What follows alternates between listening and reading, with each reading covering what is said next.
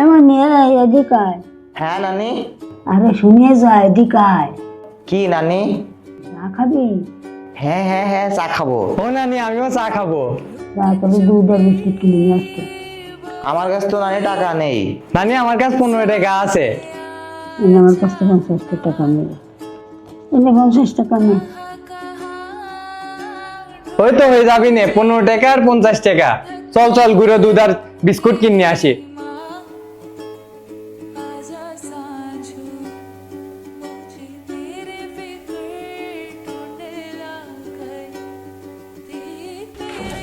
হ্যাঁ নানি, এই যে এটা নিয়ে আইছি।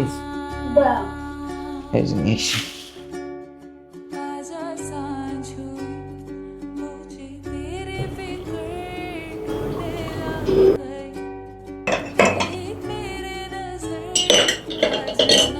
হয়ে গেছে, চা হয়ে গেছে, নিয়ে যা।